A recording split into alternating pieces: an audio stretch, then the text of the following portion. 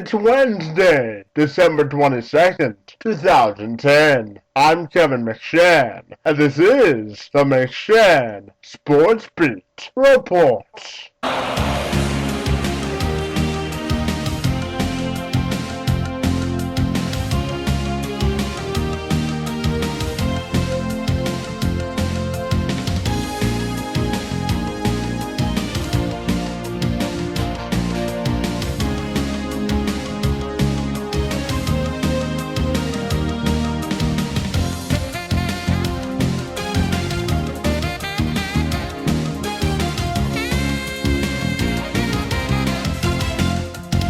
Tony Romo, the season is done. He's headed to IR. How optimistic were the Cowboys at one point that they'd get him back in? Well, when he broke his clavicle on October 25th against the Giants, they were pretty optimistic that he'd get back by middle of December. And it was important to them because Jerry Jones wants to finish the season winning as many games as they can, just to be able to market the football team, market some hope. But John Kitna has stepped in and played so well, and Romo's injury did not heal as they had anticipated. The only thing that's interesting, and some people say this is irrelevant, they play the Eagles in the last game, and God forbid anything should happen to John Kitna against the Arizona Cardinals this week, but that could mean you're facing Stephen McGee if you're a Philadelphia Eagles fan instead of Tony Romo with a fairly talented Cowboys team. Yeah, and the Eagles could be playing for a bye. Yeah, right. Exactly. The Dallas Cowboys have officially reached the end of the road in their hopes of bringing back their franchise signal caller from injury. The team officially decided on Tuesday to end the season of Tony Romo, allowing him to continue down the road to recovery. Romo was given a timetable of 6 to 8 weeks to recover from his fractured left clavicle. However, discomfort still remains, and he doesn't have full range of motion or strength in the shoulder. Cowboys interim head coach Jason Garrett discusses the reason the decision was made to place Romo on IR and the impact that John Kitna has had on the team since taking over as the starter. I do have a little information for you. We're going to put Tony Romo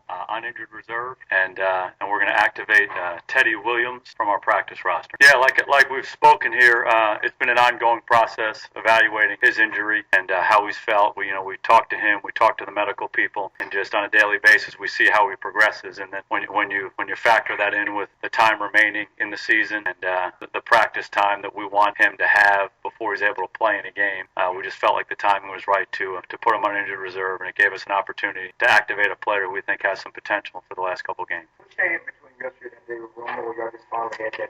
Oh, we have conversations all along about all our players, and certainly we've had them about Tony too. And it was important for him to try to do everything he can to get himself healthy to come back and play. And we felt like that was important for our football team. He's been very engaged with our football team, and those have all been positive things. But when you just start doing the math on it and say, where is he with his injury? Where is he physically functioning? Where is he being able to take a hit? And then how much practice time do you need to have any player be ready to play in a game?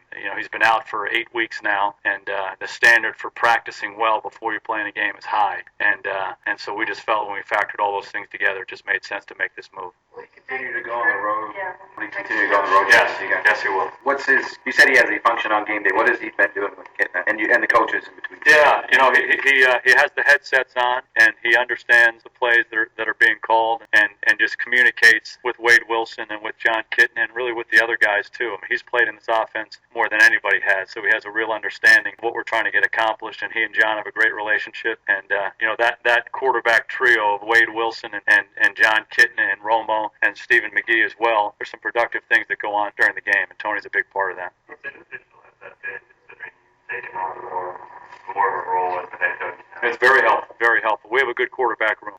The conversations that we have leading up to games and certainly during the games were all very positive. I think they help us make adjustments during a game, and Tony's role in that hasn't really changed since he's gone from playing to not playing. What was the benefit of waiting this long to decide?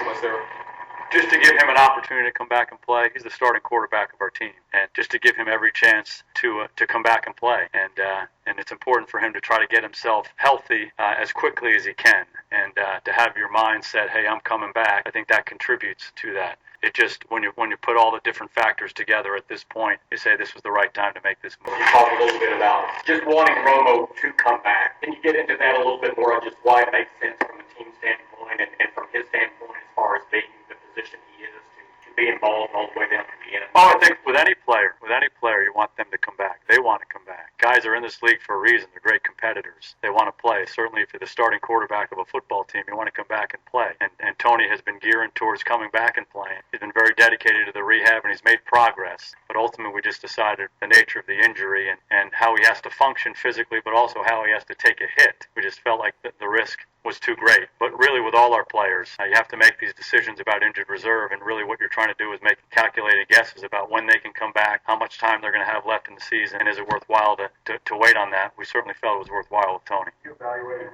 how he performed this year and what you want to see him improve on? I thought he played well. He did a lot of good things for our football team. Obviously, during that part of the season, we weren't winning a lot of games. So that's line one, really, for everybody, and particularly for a quarterback. I thought he did a lot of positive things for us. We weren't playing quite as well on offense as we wanted to, and as we have in the past. You know, the one thing that I think he would look at that would be an area where he needs to improve and really go back to how we played in 2009 is the turnovers were more than they had been. And, he made a number of plays, and, we've all talked about it. Some of the turnovers were tip balls and those kinds of things. But, whenever you have the ball in your hand, you're responsible for it. And Tony's made great strides in that area. But I think when he looks at it and we look at it, we say, hey, we got to continue to improve in that area. We got to continue to try to play winning football. But I think if you look at the body of work, him individually, and how our offense functioned, there were a lot of good things, but there are obviously some areas to improve upon. I think John's a very natural leader, and I think he's been a natural leader for our football team over the last couple of years.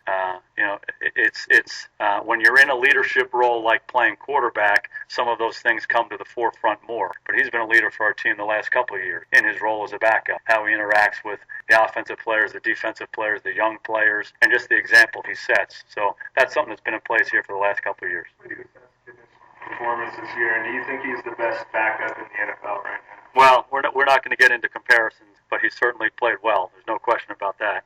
He's handled his situation as a leader in this football team, stepping in for Tony Romo, not only at the quarterback position on the field, but in other ways as well. Our team has certainly responded to him. He would look at it and say there are a number of things that he wants to do better, and that's why he's been in this league for as long as he has. He's a very driven guy. He loves to play football. He's very competitive, and he'll look at the positive things and build on them and certainly try to correct some of the things that he doesn't like. And it's an ongoing process, and he embraces it really every day. During his appearance on the Jerry Jones Show on 105.3 The Fan in Dallas, Cowboys owner and general manager Jerry Jones discusses why he believes the best place for Romo to end the season is on the injured reserve.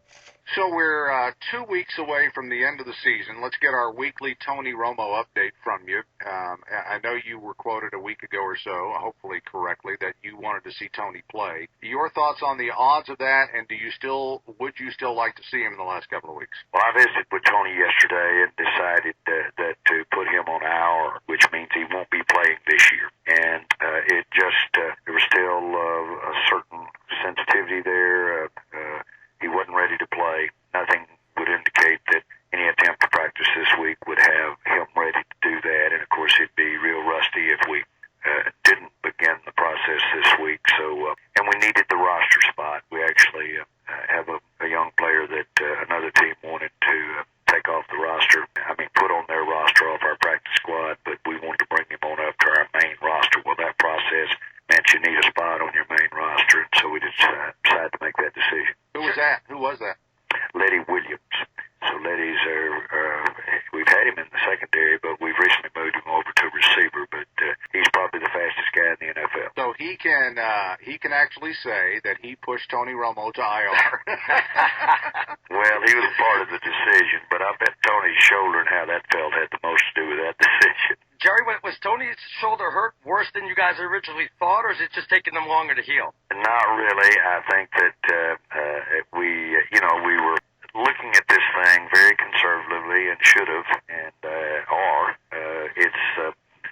he's just not really advisably ready to get out there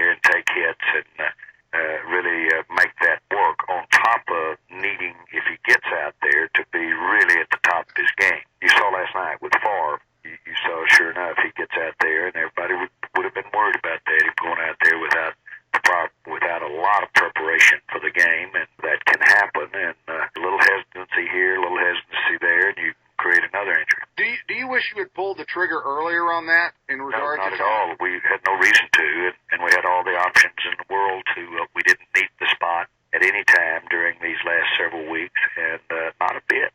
We should and wanted to give him every opportunity to get back and play. John Kitna discusses his role as the leader of the Cowboys and how it's changed since Romo went down with his injury.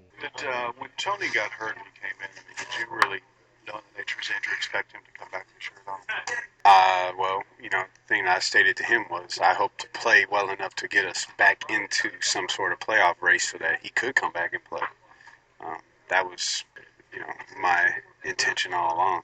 Obviously, that didn't happen. John, is it just a simple matter of, because a lot of people said they should have put him on IR right away. Is it just a simple matter of guys want to play, and you want to give a guy a chance to come back and play? Is it that simple? Well, who said that they should have put him on IR right away? I mean, football players play football, and that's what we do. We sign a contract, play 16 games, and you never know the nature of those injuries. I mean, sometimes they heal faster than others. And so, I can't really comment on the ins and outs of that and all that stuff. But, yeah, football players like to play football.